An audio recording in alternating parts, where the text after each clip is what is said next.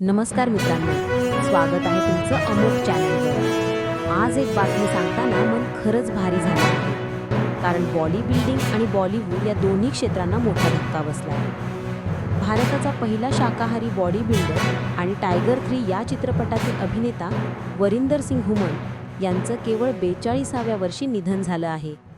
अमृतसरमध्ये उपचार सुरू असताना त्यांना हृदयविकाराचा झटका आला आणि त्यांनी अखेरचा श्वास घेतला। हुमन हे मिस्टर इंडिया आणि मिस्टर एशिया या पदव्या जिंकलेले बॉडी बिल्डर होते। त्यांची फिटनेस आणि त्यांच्या शाकाहारी जीवनशैलीमुळे ते नेहमीच चर्चेत राहायचे। सलमान खानच्या टायगर 3 चित्रपटात त्यांनी खलनायकाची भूमिका साकारली होती। त्यांचं मजबूत शरीरयष्टी आणि व्यक्तिमत्व लोकांना भारावून टाकायचं। त्यांच्या निधनानंतर सोशल मीडियावर श्रद्धांजलींचा वर्षाव सुरू झालाय। अनेकांनी त्यांच्या शेवटच्या पोस्टचा उल्लेख करत म्हटलंय, आयुष्य किती अनिश्चित असतं। मित्रांनो, वरिंदर हुमन यांनी आपल्या कष्टाने आणि शिस्तीने भारतीय बॉडी बिल्डिंग जगात एक वेगळी ओळख निर्माण केली। त्यांना अमोक चॅनलकडून भावपूर्ण श्रद्धांजली।